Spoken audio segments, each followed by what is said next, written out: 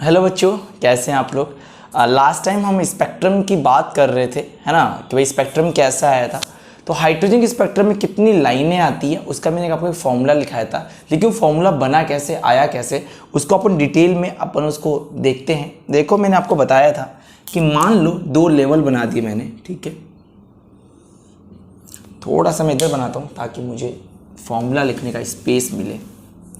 देखो जी, तो हमने बात की थी, मैंने दो लेवल बना दिए, एक लेवल ये है और एक लेवल ये। समझ में आ गई बात, ठीक है। इसको मैंने बोला है N1 लेवल, और ये कोई भी हो सकता है, तो इसको मैं N2 लेवल बोल देता हूँ। चलो, कोई सा भी लेवल हो सकता है, ठीक है। अब मुझे पता है इलेक्ट्रॉन यहाँ से इस लेवल में आता है, ठीक है। तो इलेक्ट्रॉन कहाँ से आया, ऊपर से आया, तो इसको इसकी बोली प्रारंभिक अवस्था। प्रारंभिक अवस्था, इनिशियल स्टेट। सबको क्लियर है। और इलेक्ट्रॉन जहां पहुंचा वो उसकी कौन सी अवस्था है, फाइनल स्टेट।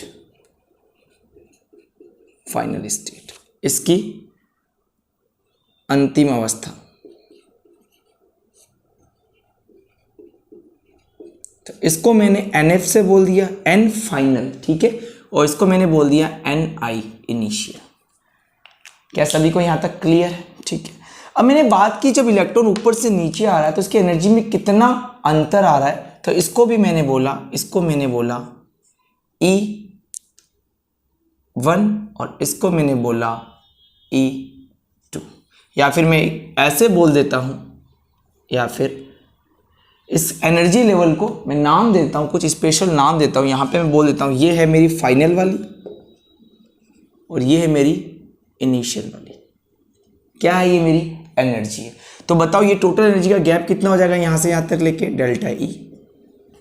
समझ में आई बात। अगर मैं तुमसे बोलूं डेल्टा E यहां पर कितना होगा, तो तुम क्या बोलोगे, डेल्टा E बराबर, क्या सर इस फाइनल में से इनिशियल को घटा दो, ये टोटल डेल्टा E आ जाएगा। तो क्या बोला मैंने, E final minus E initial.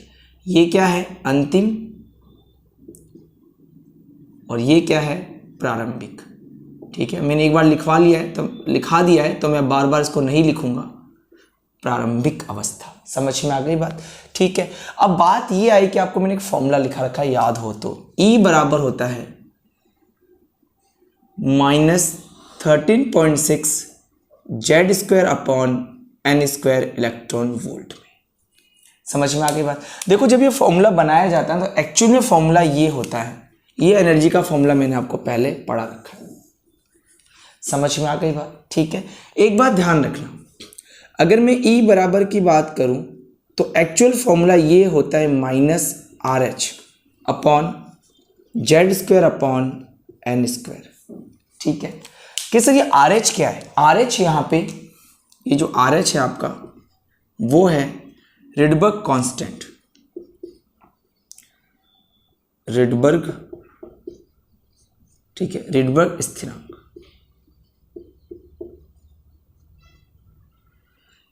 समझ में आ गई बात, यहां तक सबको क्लियर है क्या, क्लियर है, लिख सकते हो आप,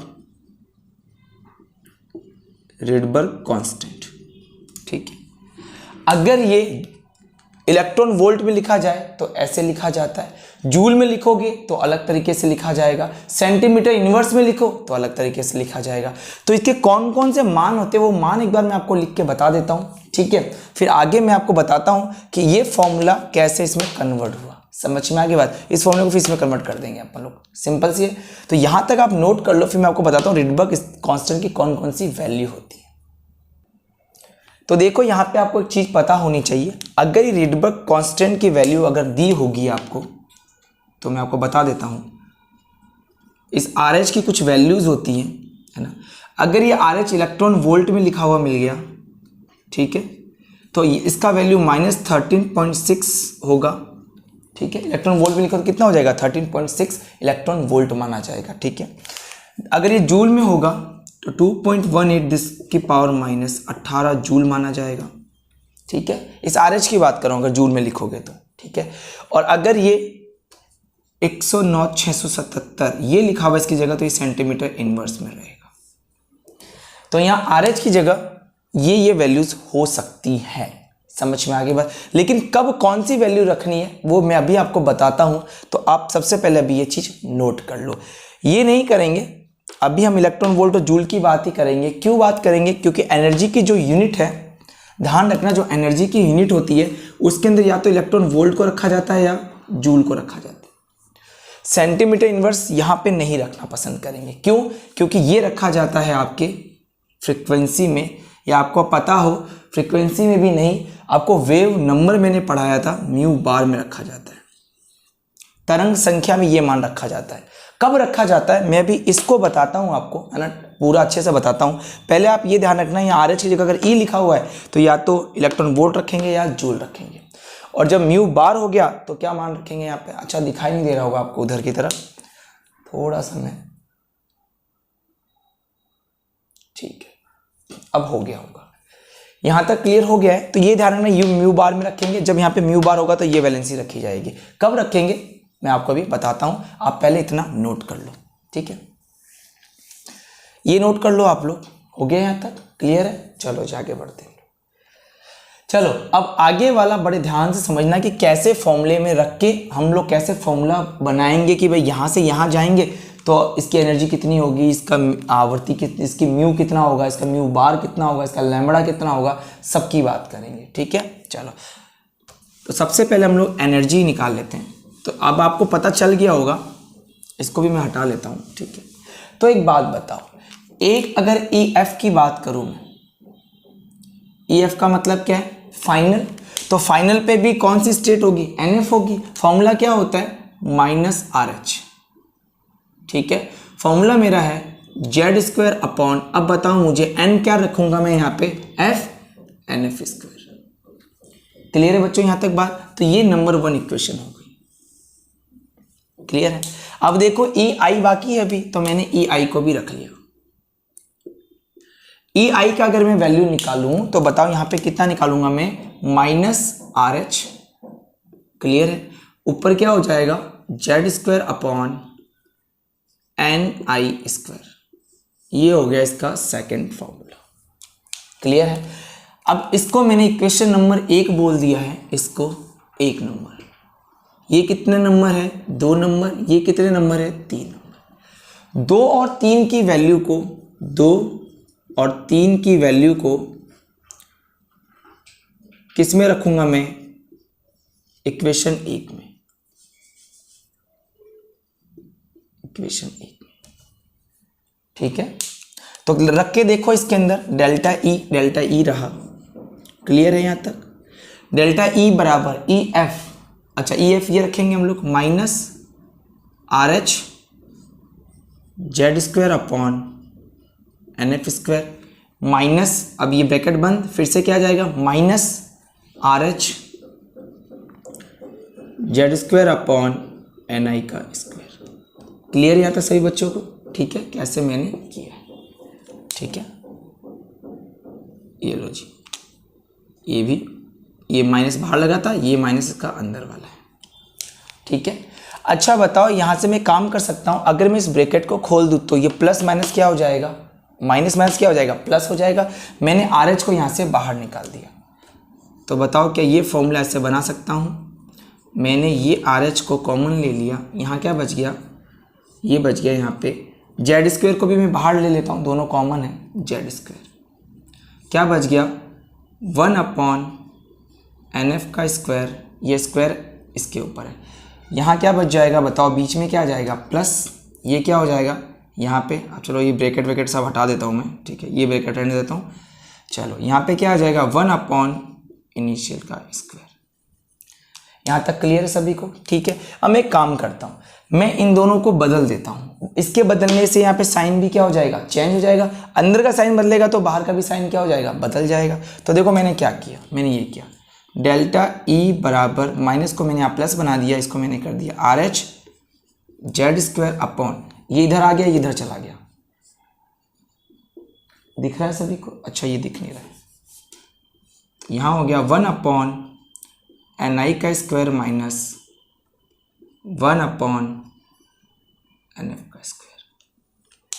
क्या सभी को ये क्लियर हो चुका है? एक बार मैं नीचे की तरफ दिखा दूंगा, कोई टेंशन वाली बात नहीं है, नहीं दिखाई दे रहा है तो ठीक है। चलो नज़र आ रहा होगा वैसा, हमको कोई दिक्कत नहीं है। तो देखो क्या किया, मैं वापस समझा देता हूँ एक बार, ठीक है। मैंने ये सारे खोल दिए ना, सारे ब्रैकेट वगैरह आप खोल सकते हो, कोई दिक्कत वाली बात नहीं है, ठीक है। तो सिंपल सा आप कर सकते हो, वैसे ये भी ब्रैकेट में ही था तो आप इसको भी ऐसे ले सकते हो, कोई दिक्कत वाली बात नहीं है, ये ऐसे था, ठीक है। क्या किया हमने, इसको मैंने माइनस आर एच, यहाँ से मैंने आर एच और जेड स्क्वायर को बाहर ले लिया, ठीक है। ये नेगेटिव मैंने बाहर ले लिया, तो यहाँ ये क्या हो जाएगा, पॉजिटिव हो जाएगा। इस दोनों को चेंज कर दूंगा तो ये नेगेटिव, तो बाहर वाला क्या हो जाएगा, पॉजिटिव हो जाएगा। क्लियर है। जेड स्क्वायर, अगर ये हाइड्रोजन के लिए पढ़ूँ तो यहाँ पे जेड क्या है कि सर यहाँ पे जेड, ध्यान रखना जेड क्या है, एटॉमिक नंबर है। क्लियर है। तो जो तुमने फॉर्मूला निकाला है मैं लिख देता हूँ ऊपर की तरफ, आप एक बार, तो एक बार आप ये वाला नोट कर लो, फिर मैं आगे बढ़ जाता हूँ। डेल्टा ई बराबर क्या है, R H Z square upon N I square minus 1 upon N F square. ये क्या है, आर एच क्या है यहाँ पे, Rydberg constant. E delta E की जो वैल्यू तो 2 मिल गई थी, इलेक्ट्रॉन वोल्ट में या जूल में, ठीक है। चलो नोट कर लो, फिर मैं आगे बताता हूँ।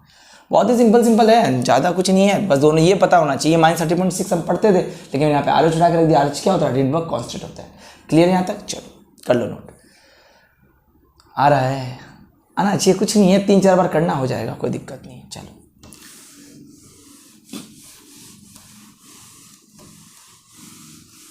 तो कुल मिला के जो मेरा डेल्टा ई आया था वो ये आया था, are H Z square upon 1 upon, जब मैं इसका न्यूमेरिकल करवाऊंगा ना तो आपको बहुत अच्छे से समझ में आएगा कि इसके न्यूमेरिकल में था क्या। न्यूमेरिकल बहुत सिंपल आएंगे।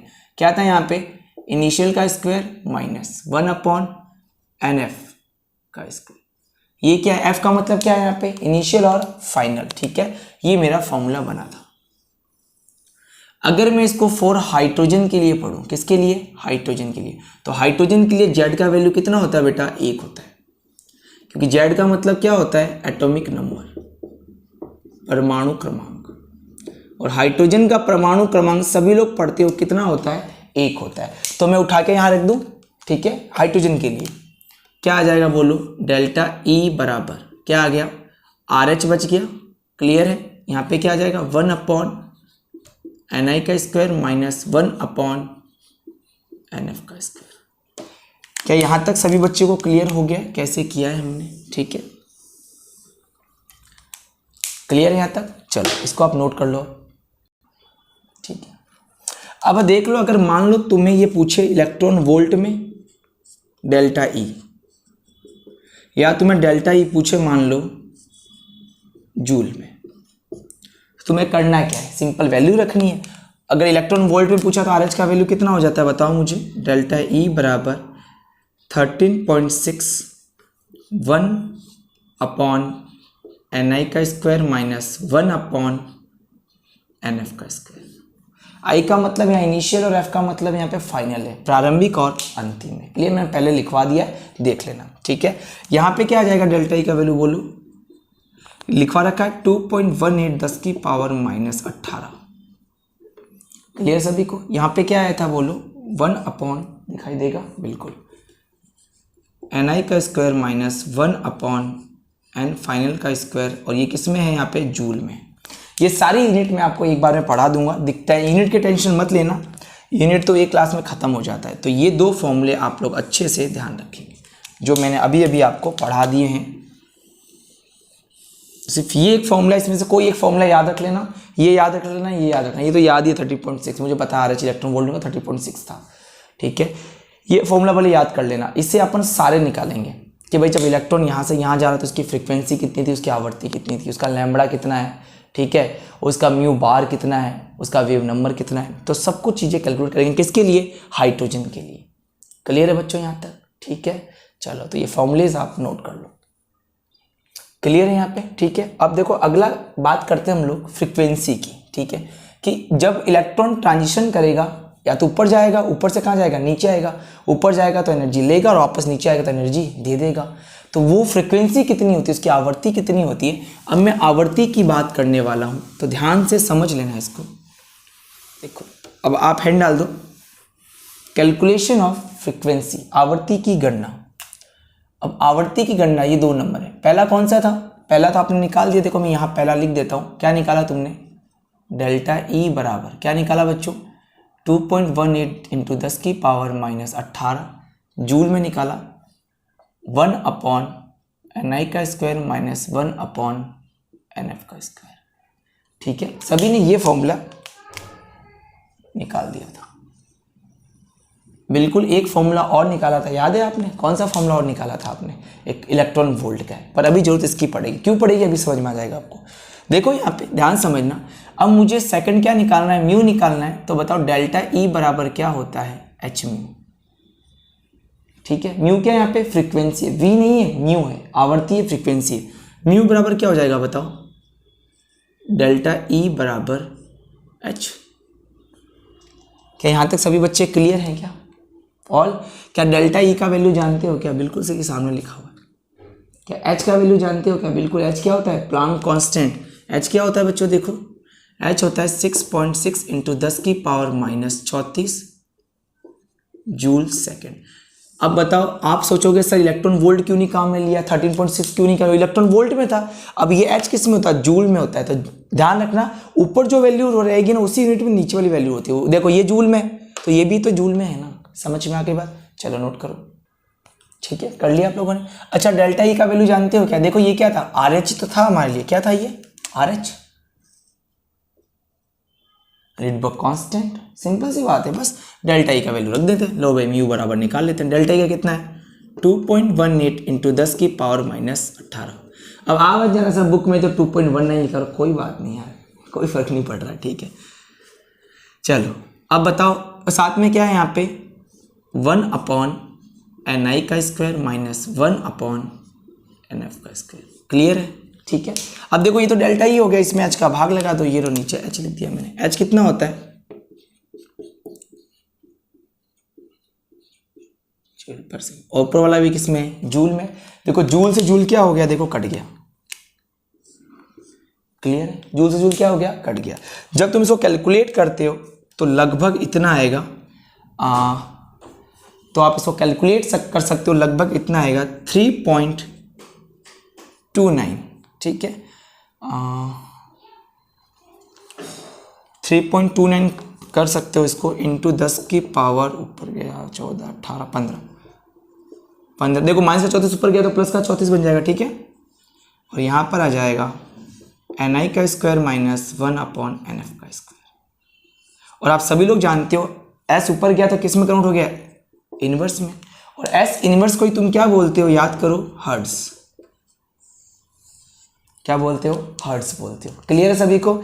तो बताओ, क्या मैं इसको s इनवर्स को लास्ट में हर्ट्ज लिख सकता हूँ? बिल्कुल लिख सकता हूँ, अब तो मेरा मर्जी हो जैसे लिख सकता हूँ। तो बताओ म्यू बराबर कितना आ गया, 3.29 इंटू 10 की पावर 15। यहाँ पे क्या आ जाएगा, 1/ni का स्क्वायर माइनस 1/, किस में आएगा ये वैल्यू, हर्ट्ज में। ठीक है, कुछ भी दे रखा हो कोई फर्क नहीं पड़ रहा है, एक याद रखो बस, ये वाला आर एच, बस सिंपल है। ये निकल गया। अब म्यू से निकालेंगे हम लोग, म्यू बार भी निकालेंगे। देखो तभी और क्या क्या निकाल, लैम्बडा निकालेंगे इससे। अब तुम निकाल सकते हो, कैसे निकालोगे सर, कि म्यू बराबर क्या होता है, सी बाई लैम्बडा। लैम्बडा इधर आ जाएगा, म्यू इधर आ जाएगा, सी में म्यू का भाग लगा दो, लैम्बडा निकल के आ जाएगा। करो, मैं बताता हूँ अभी। चलो क्लियर बच्चों, यहाँ तक कर लोगे ना, कोई दिक्कत नहीं है ना, होनी भी नहीं चाहिए, है ना। आसान आसान सा है, कुछ नहीं है। ठीक है, चलो हो गया यहाँ तक, क्लियर है। चलो अब कैलकुलेशन करना है, इसका मतलब आपने दूसरा फॉर्मूला भी निकाल दिया। भाई दूसरा फॉर्मूला क्या निकाल दिया आपने, ये वाला निकाल दिया। हाँ, मास्टर को तो याद है? क्या है, म्यू बराबर 3.29 इंटू 10 की पावर 15। ठीक है, 1/ni का स्क्वायर माइनस 1/n फाइनल का स्क्वायर। ये क्या हो जाएगा यहाँ पे, हर्ट्ज में। या फिर इसकी कोई किस में लिखते हो आप, सेकंड इनवर्स में भी लिखते हो। ध्यान रखना, इसको आप सेकंड इनवर्स में भी लिखते हो, भूल मत जाना, है ना। ठीक है, चलो अब आगे बात कर लेते हैं हम लोग। अब मुझे तीसरा कैलकुलेट करना है, म्यू बार, वेव नंबर क्या होगा इसका, तरंग संख्या क्या होगी।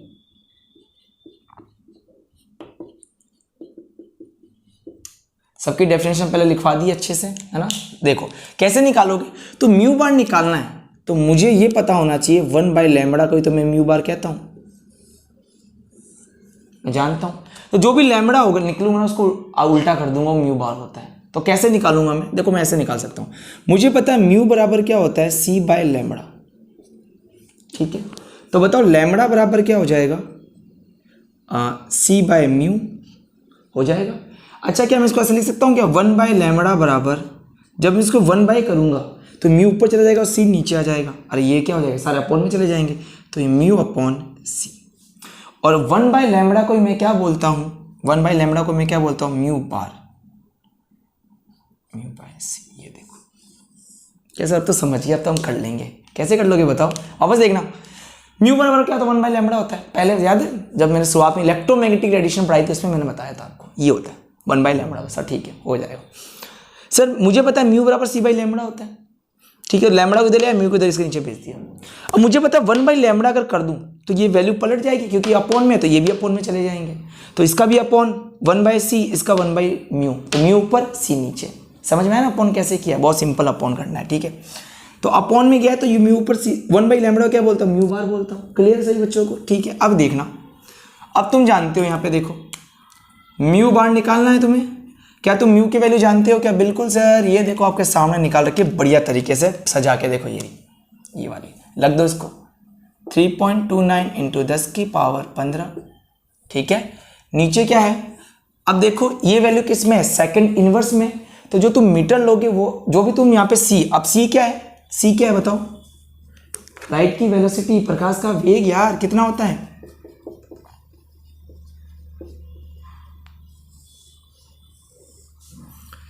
3 इंटू 10 की पावर 8 मीटर पर सेकेंड। क्लियर सही बच्चों को, ठीक है। क्या वैल्यू रख दोगे अब? बिल्कुल रख देंगे सर, अब हमारे हाथ में ही है, टेंशन ना लो। कितना आ गया, 3 इंटू 10 की पावर 8 मीटर पर सेकेंड। ऊपर भी क्या है, सेकेंड इनवर्स, ठीक है। अब दिमाग लगाना, ये नीचे क्या है, पर सेकेंड होता है, इसको भी पर सेकेंड ही बोलते हैं, ठीक है। इसको ऐसे लिखा मिल जाए, ऐसे लिखा मिल जाए, ठीक है। अब ये सेकेंड इनवर्स, ये जब सेकेंड ऊपर जाएगा तो किस में जाएगा, प्लस में। प्लस और ये माइनस एक दूसरे को क्या कर देंगे, क्रॉस कर देंगे। कर दिए, मीटर रह जाएगा लेकिन। अच्छा यहाँ ब्रैकेट में क्या आएगा बताओ, वही आएगा सर जो लिखते हैं अब तक, और क्या आएगा, हाथी घोड़े थोड़ी लिख देंगे। बस क्लियर हो रहा है? समझ में आ रहा है कैसे कर रहा हूँ? क्लियर हो गया यहाँ तक, ठीक है। अब आगे देखो, आगे देखना, जब तुम इसको कैलकुलेट करोगे, ठीक है, तो मीटर ऊपर चला जाएगा, मीटर इनवर्स बन जाएगा। 8 में से 15 गया 7, इसमें इसका वैल्यू का भाग लगा दोगे तो 1 पॉइंट इतना आएगा, देखना तुम, 3 में 1 का भाग लगाया 1.09,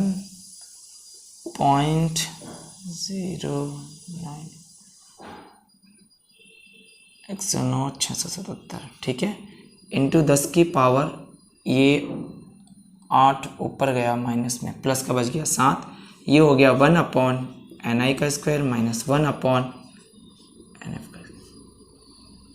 क्लियर? किस में आया लेकिन ये मीटर इनवर्स में, किस में है, मीटर, सेंटीमीटर में नहीं है, ध्यान रखना, सेंटीमीटर इनवर्स है, मीटर इनवर्स में, ठीक है। थोड़ा सा मैं इसको घुमा देता हूँ, चलो नोट कर लो फटाफट, ठीक है। तो ये भी फॉर्मूला आप याद रखना है, तो ये फॉर्मूला निकाल लिया। क्लियर है? तो 3 फॉर्मूले मैंने आपको निकाल दिए, पहला डेल्टा ई का, दूसरा म्यू का, ये अब आ गया म्यू बार का। तो 3 फॉर्मूले निकल गए, ठीक है। तीनों फॉर्मूले अच्छे से याद रख लेना। क्लियर है? देखते हैं कब तक याद रखते हो, है ना।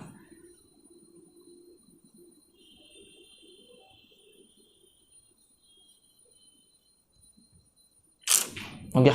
चलो देखो, चार्ट बना ले, जो हमारा रोज का काम है, उसके बिना तो हमारा काम नहीं चल सकता।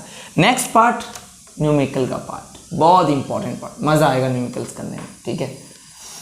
खूब सारे न्यूमेरिकल्स करेंगे अब पहले न्यूमेरिकल कवर करके फिर ही आगे बढ़ेंगे, ठीक है बच्चों। चलो तो देखो,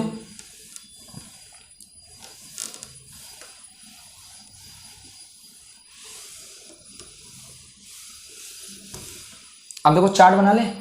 क्या चार्ट था अपना? अपना चार्ट ये था कि जब इलेक्ट्रॉन यहां से यहां जाता है, मतलब इलेक्ट्रॉन यहां से नीचे आ गया, तो ये कौन सा हो गया, NI इनिशियल प्रारंभिक अवस्था, ये कौन सा हो गया, फाइनल। तो इसको भी मैंने क्या बोला, EF, और ये क्या बोला था, EI, ये क्या था, डेल्टा E। ठीक है। और मुझे पता है पहला फॉर्मूला जब हमने निकाला था डेल्टा ई बराबर ई फाइनल माइनस ई इनिशियल, पहला फॉर्मूला।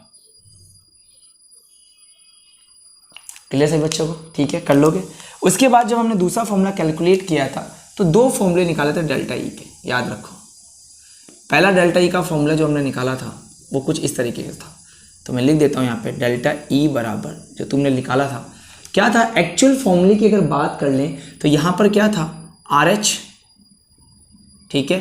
फिर हमने हाइड्रोजन की, ये किसकी बात कर रहे हैं हम लोग, हाइड्रोजन की बात कर रहे हैं, हाइड्रोजन के लिए बात कर रहे हैं। तो मुझे पता है RH आ जाएगा, यहाँ पे क्या आ जाएगा 1/Ni का स्क्वायर माइनस 1/, दूसरा फॉर्मूला ये निकाल लिया था हमने। क्लियर है? अब इससे रिलेटेड आपने दो फॉर्मूले कैलकुलेट किए थे, इलेक्ट्रॉन वोल्ट में भी किया था और जूल में भी किया था। तो मैं पहला फॉर्मूला इधर लिख देता हूँ। जब आपने इस डेल्टा ई को इस तरीके से लिखोगे कितना आ जाएगा 13.6, किस में आएगा, ये इलेक्ट्रॉन वोल्ट में आएगा, बाकी सब कुछ वैसा का वैसा।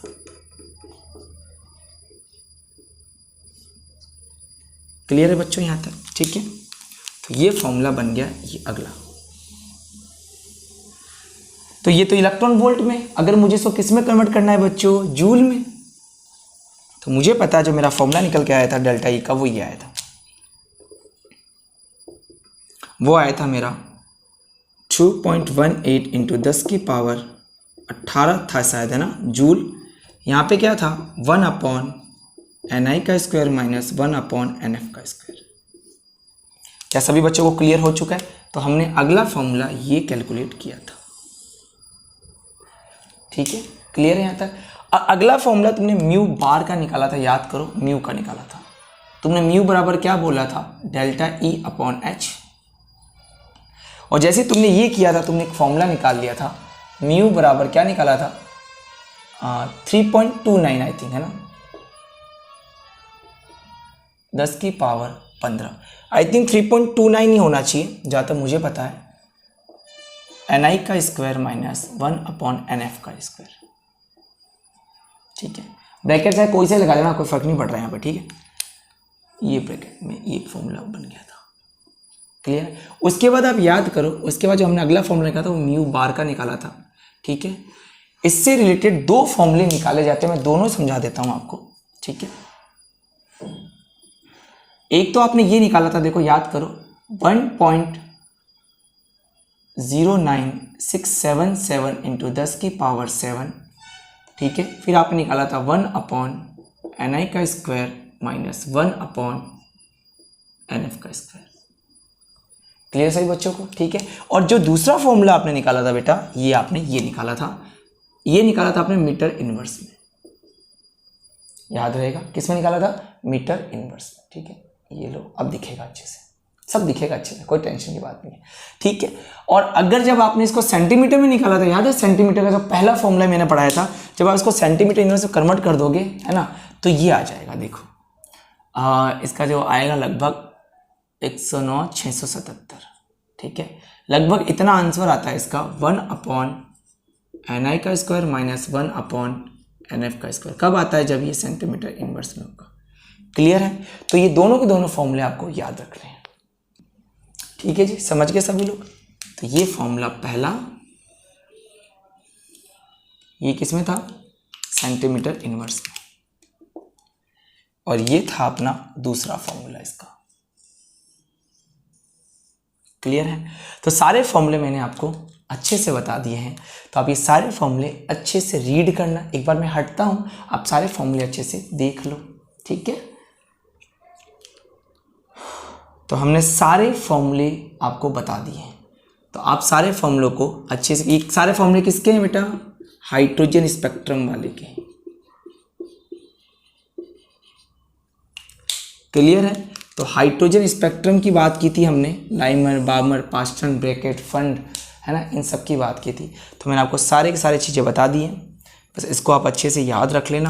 सारे फॉर्मूले रट्टा मत मारना, सिंपल सा एक याद रखो, ये वाला, बस RH का करेगा 30.6, ये जूल में करेगा तो इतना, इसके बाद में इसमें का भाग लगा देंगे, ये आ जाएगा, ठीक है। और उसके बाद में इसमें 1/λ बराबर क्या होता है, म्यू बार होता है। 1/λ कैसे निकाला था, म्यू बराबर था C/λ, लैम्बडा इधर सी इधर, 1/λ किया, सी म्यू ऊपर चला गया, सी नीचे आ गया, बस क्लियर है।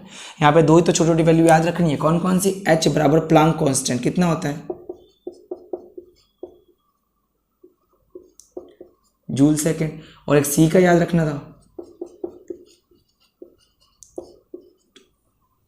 इसके अलावा कोई वैल्यू तो बता दो मुझे, मेरे को तो नहीं लगता, ठीक है।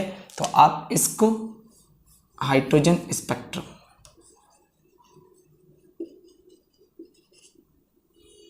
समझ गए सभी लोग, ठीक है, क्लियर है, अब नोट कर लो। और फिर नेक्स्ट होगा अपन इसकी सबकी बढ़िया तरीके से न्यूमेरिकल्स पढ़ेंगे, ठीक है। सब समझ में आएगा, टेंशन ना लो, कर लो आराम से इसको।